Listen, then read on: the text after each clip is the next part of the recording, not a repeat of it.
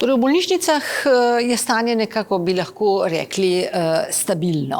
Število bolnikov sicer še ne upada, prav teh, ki so v bolnišnicah zaradi COVID-19. Še vedno imamo kar nekaj bolnikov v tako imenovanih rdečih conah. To so bolniki, ki so sprejeti v bolnišnico iz drugih razlogov, pa se pri njih razvije bolezen, torej so okuženi z COVID-19. Veseli pa nas, da se to ne povečuje.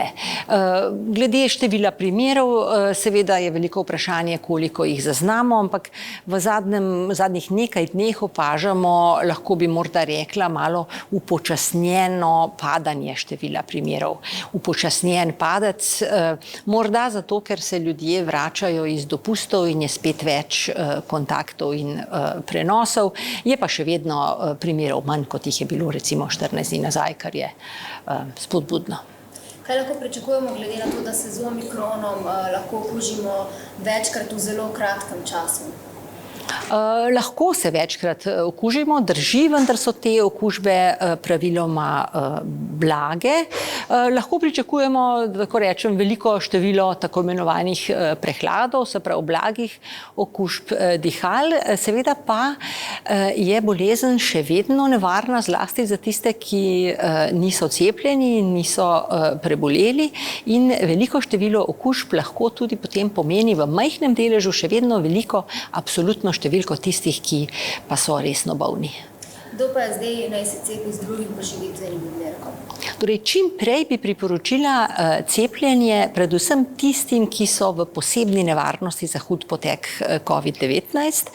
To so predvsem ljudje starejši od 80 let in pa tisti, ki imajo resne kronične bolezni, ki zmanjšujejo tudi njihovo odpornost, imunski sistem, kot rečemo. Malo manj strogo, kako bi rekla, priporočilo je nad 60 let, ampak vendarle izračuni kažejo, da je tudi pri tej skupini, se pravi ljudi starejših od 60 let, pametno, da se cepijo s 4. odmerkom. Tako v smislu zaščite pred okužbo, kot seveda predvsem težkega poteka. Kaj pa ta populacija ostala, recimo srednja leta pa mladostniki, poživitveni odmerek prvi, ja ali ne, in drugi?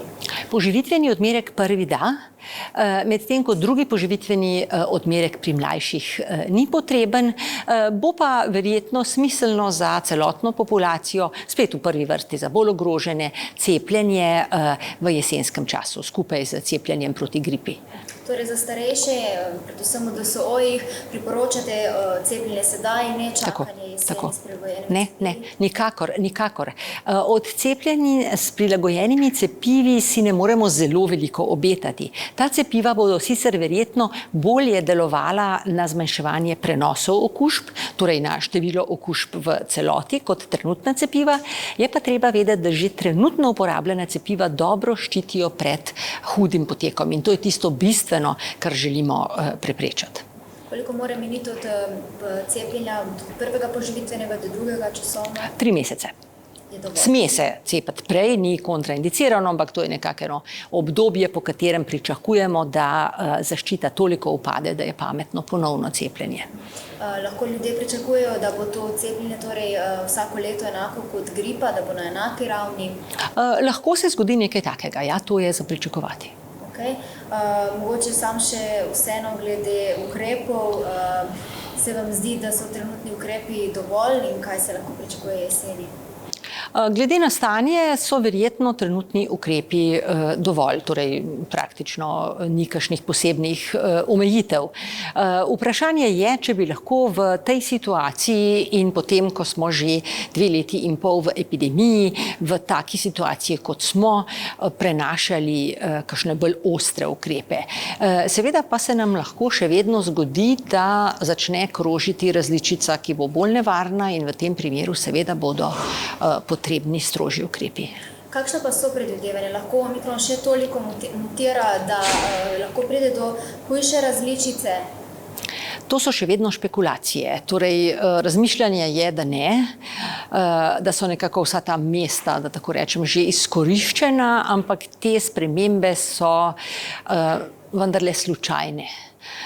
in lahko se najde pač sprememba, ki bo preživela, ki bo bolj kužna od trenutne in povzročala tudi hujšo bolezen. Še zadnje zanima me, če lahko samo pojasnite, kdo naj se vse lahko najde v te kronične bolnike, koga se to zajema ta. Torej, to je kar daljši seznam.